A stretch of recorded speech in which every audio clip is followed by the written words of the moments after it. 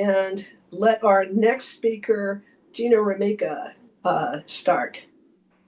Okay, so what I'd like to do today is give you a little overview of what's going on in the high energy physics office. I'll just show you what our program organization looks like. We'll talk a little bit about the budget and the strategic planning that's been going on. Then we'll just breeze through the core research frontiers, remind you of the facilities and operations that we're undertaking. We'll say a little bit about quantum and AI initiatives, and I will wrap up with guiding you through what we have set as our priorities for the next few years. So here's a picture. Here's an organization chart of our office. In the recent years, we have separated up into 3 divisions in acknowledgement of the importance of our role in accelerators and emerging technologies. So we have an accelerator technology division, and then we have our core research activities, energy intensity, cosmic and theory. And then we have a facilities and projects division, which covers the activities at our user facilities, our accelerators, and then all of our major project portfolios. So here's the Office of High Energy Physics at a glance. The FY25 enacted budget was $1.235 billion. And as you can see, and we'll show in more detail on the next slide, we have grown to an era where we have been trying to balance the research, the facility operations, and our projects in about a third, and a third. The research budget, it looks substantial, but you'll see at the end the reason why. But our research budget is 30% goes to the universities, and the rest of it goes to our laboratories. The numbers that we keep track of, and we try to keep a running history of this and update it every year, showing the balance between the research facilities and projects. You can see a couple of bumps in the budget went due to government activities like the ARA and the IRA funding in 2009 and 2022. But overall, without those, you can see just a pretty steady, substantial growth over the last 20 years. And in particular, what you see is that balance between research projects and facilities it's close to balanced, as opposed to what it was, say, go back and look at 2006 or 2007. So the nature of the way the funding is allocated has changed. We'll come back at the very end, but you can see that the FY26 President's budget request is significantly down from where we ended up in fiscal 25. So we are yet to be able, we do not have an enacted budget for 26. And so we're still in a holding pattern to see really where everything will fall. But we can look and understand our budget in terms of how did we end FY25? And so I just have a couple of pie charts here that sort of shows first the balance that we're trying to achieve with our projects, research, and operations. The lower pie chart shows you that given the overall budget, you can see that nearly 80% of our budget goes to the laboratories and a smaller percent goes to the universities. And then there's another very telling chart, which is if you look at those laboratory budgets, how are they distributed among all of the laboratories? There are 5 major labs in which we have high energy physics programs. And you can see that Fermilab is the dominant component of the HEP program. Then we have significant activities at SLAC, LBNL, Brookhaven, and a smaller activity at Argonne. And then all of the other labs together really add up to just a very small fraction of our budget. So that's always important to keep in mind when you have to understand your priorities and where the funding goes. But we do have a good strategic plan. We have a good strategic planning process, as you all in the community have helped to develop. And I think we've been on a good track since 2008, beginning with the 2008 development of the frontiers, followed by the 2014 report, which really launched a lot of new projects. So that's why it was called Building for Discovery. And the recent conclusion of the 2022-2023 planning process resulted in our new strategic direction, exploring the quantum universe. So as you can see, when you look closely at what exploring the quantum universe means, we've actually zeroed in on those science drivers that were very clearly stated in 2014 and were covered by the main three frontiers. And now we've narrowed it down to 6 compelling questions. And I think this is a very good message, and it really guides the physics that we're trying to do. So I'm just going to go briefly through these frontiers. I think these slides I've had for several years, so you've probably all seen them before. But it's just a reminder that, we have the energy frontier centered at CERN, at the Large Hadron Collider, running with major contributions from HEP to ATLAS and CMS. There's a future planning process, as you all know, and you'll hear later today about where that's going. But the CERN is planning to move forward with planning for this future circular collider, E plus E minus to start with, which in the future could be used as a proton-proton collider in the 10 TeV parton center of mass regime. I'm not going to say too much more about this at this time. We are anxiously awaiting, the final output of European strategy to get clear direction. So then I'm just going to show you that the intensity frontier is much more diverse at various labs in various countries and so on. There's one key component of it that is really dominating our efforts right now, and that's DUNE at Fermilab in Leeds, South Dakota. So I will remind everyone that this is the largest domestic project in the Office of Science with a TPC of $3.3 billion. We've divided it into 6 sub-projects in order to manage it, with 3 at the far site and 3 at the near site. We've made great progress on this. The FAR detectors go a mile underground in Leeds, South Dakota. More than a year ago, we had the ribbon cutting for the caverns. The cavern excavation is complete, and the outfitting of it is well underway, hopefully finishing and being ready for cryostat installation in the coming year in 2026. Now, those cryostats are going to be very, very large.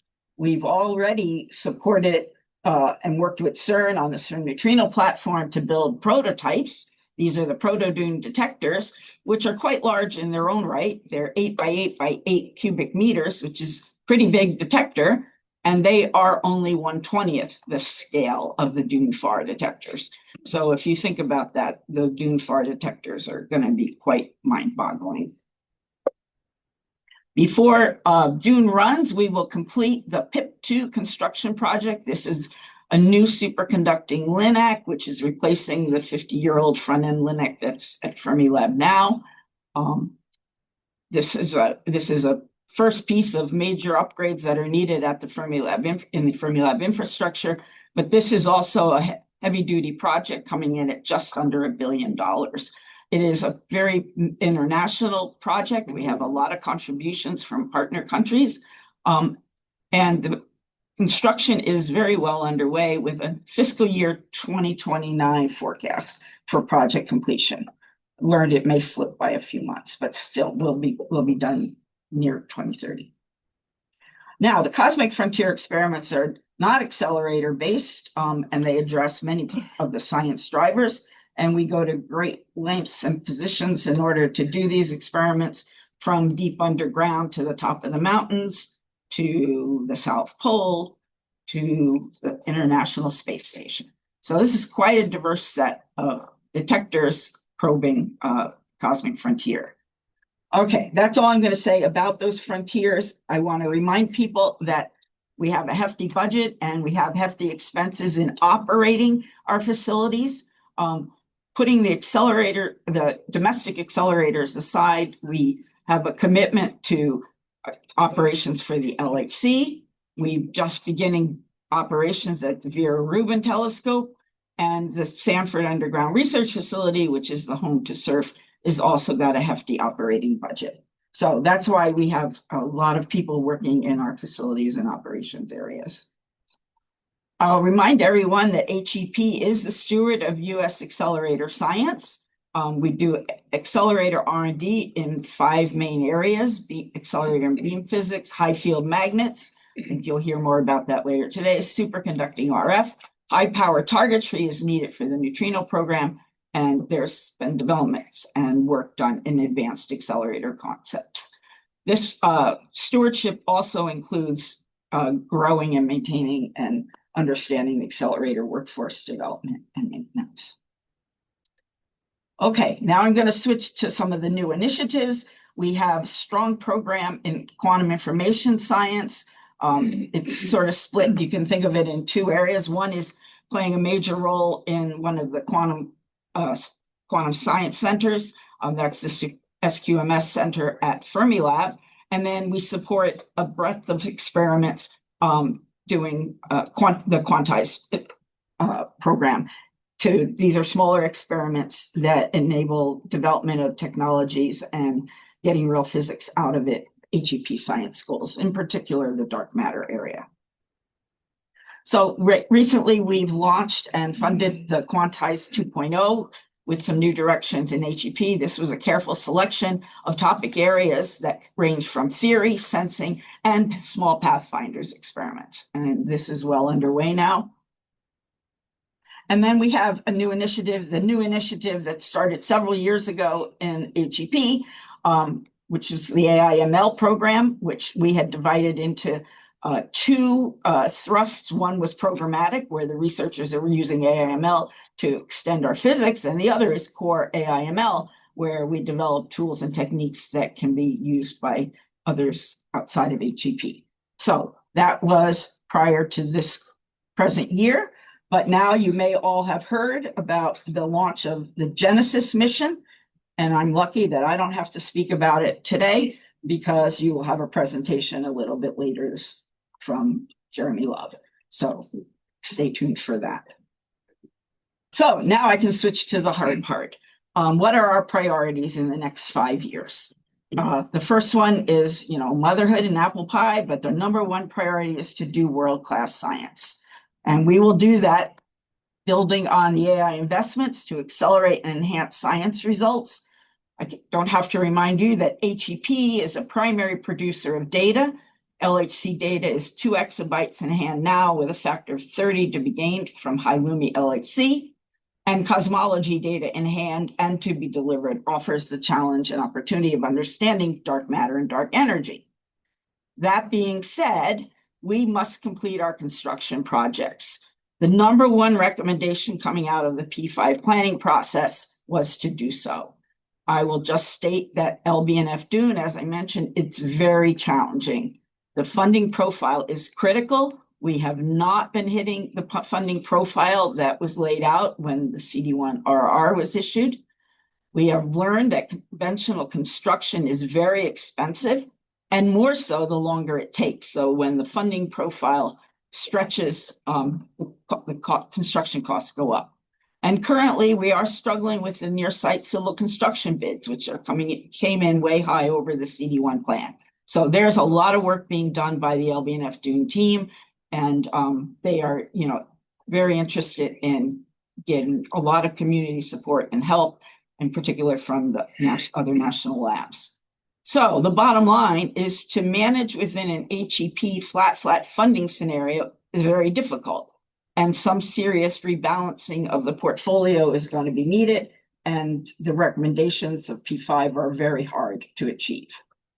I will remind people, this was the 2023 P5 budget scenarios. I think you all remember seeing this for a good long time. And we can now look at where we are in 2026. As I said, the president's budget request is quite substantially down, which is going to have a major impact on our ability to fund the program. The House mark, you can see, is a little bit better, but we haven't had any further actions. And I think we recently got the Senate mark, but I haven't updated the slide. But we have to wait and see what the appropriation turns out to be before we really know what we're going to be able to do.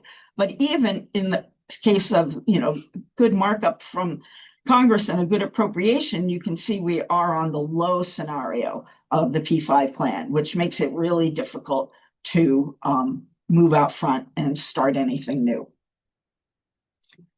That being said, I'll come back to the place where we have seen funding growth. And I think you'll hear more about this throughout the day and discussions.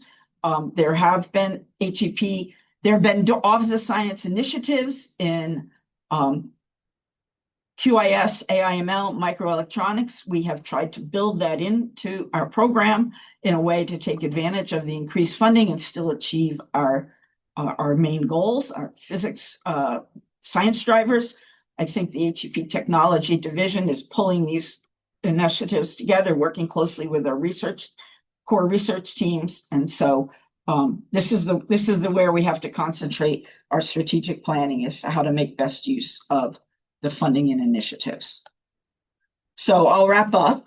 The Office of Science HEP program is focused on answering the most fundamental questions. We do this by building and operating state-of-the-art facilities and instruments, collecting and analyzing data, and publishing scientific results. Our program has been guided by a planning process that evaluates the science and priorities such that the focus remains centered on answering the most pressing and compelling questions. For the last couple of years, we're trending at the lower budget scenario, making it challenging to execute the vision. So, stay tuned. We'll see what we can do. At the present time, we are executing a portfolio of projects that were launched in the last decade and should have construction completed within the coming decade. And that will set us up for producing record-breaking quantities of data and world-leading results for decades. So, thank you.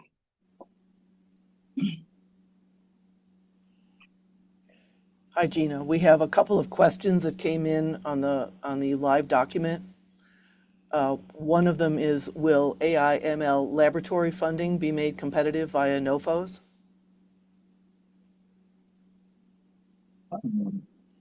AI/ML laboratory funding via NOFOs. So there are future opportunities. We don't know exactly what they are at Could this be lab moment, calls. but there could be lab calls. There will certainly be, opportunities for everyone to participate in the future.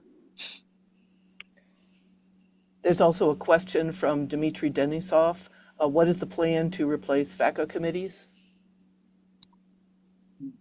I believe that it's been announced that there is an Office of Science Advisory Committee, and that is taking the place of the FACA committees. From Yuri Gerstein, we have a question. What is the plan to understand the inflation science now that CMBS4 is not going forward? You're going to hear about that in one of the next talks.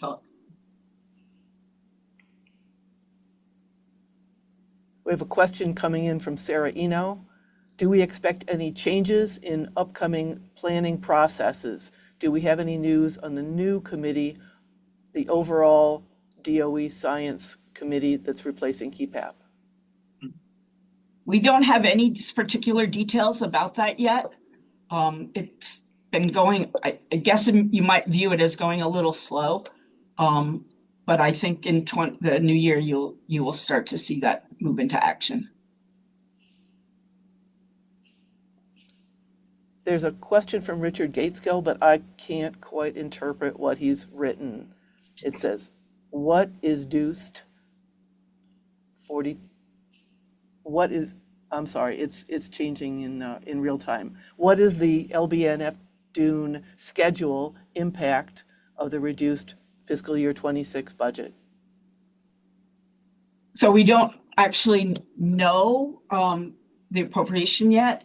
And so the project does detailed planning of various scenarios, but I mean, it's pretty simple. When they don't hit the CD1RR funding profile, the project slips. So that is a reality. And so, they are still hoping, to have FAR detectors operating by the end of the decade. They would be taking cosmics. We see there is no way that we can get the beam done before 2030. And right now we're looking at, several years of delay due to not being able to start the construction at the near site, which was in general a funding problem because the bids came in way high. And so we are really deep in the mess of working with the project to try to figure out how to ramp up the funding and not have the schedule slip much further. From Dan Ackerib, we have the question, understanding that the LBNF dune profile is challenging, a concern is that the broader vitality of our field will be harmed. Have you considered alternate scenarios for the LBNF dune profile? We could ask the project to show how many profiles they've had to work. And so we are exploring many scenarios. There is general agreement that the flat, slow funding that pushes the project way, way out is not really acceptable. It's just bad for science. You're absolutely correct that the struggles with LBNF, they do affect our entire field. I can tell you to you in a more broad way, it affects the entire research portfolio of the Office of Science. We have to succeed on that project. So, it's all hands on deck right now to come up with ways to make that project a success. From Hugh Lippincott, can you comment on rumors about merging the offices of HEP and NP or other reorganization in the Office of Science? I can comment that there may well be some reorganization in the Office of Science. But everything in Washington moves very slowly. So, just keep doing what you do. I don't see any other questions or comments in the live document. Are there any participants who would just like to raise your hand? Corrado Gatto says that the document seems not to be editable for him. I guess we'll need to look into that. So I need to ask, we need to unmute Corrado Gatto, and I'm not able to do that. Sally, you have Yes. to ask to unmute, click the ask to unmute button, and then they can talk. Mm-hmm. So Yeah. Corrado, you have the floor. Yes, thank you. So a way to reduce the budget would also be to dilute the projects in time, and that you don't have to cancel new initiatives, which I mean, it will shrink the fields considerably, considering that the ongoing projects are quite old. Take Mu2E was proposed in 2008, and it's foreseen to complete in the 30s. So Dune in particular doesn't have any more the strong competition from the Japanese, and probably the same is Mu2E. So would you consider, Regina, it's diluting those two projects in time and free up some resources for new initiatives? Thanks. I'm not quite sure. Was the word dilute? Do you Time, you you change. mean stretch them even further? Yes. That's a scenario that has been looked at, Oh, okay. but in the end, you do end up paying more as you integrate over time, and you have standing armies, and it's not the ideal solution. Yes, but this way you open up to new initiatives. Otherwise, we'll be stuck with this projects for another decades or more. And according to the theorists, there is also, I mean, we should start looking also at the lower energy for new physics. Something that LHC, even the high luminosity, seems to be struggling with. So I agree. Money-wise might not be the wisest solution, but again, we probably need to revisit our scientific portfolio after I mean, now it has been maybe 2 decades we have those projects on the slides. So Probably now is the right time for us to break this off and go on to the next talk.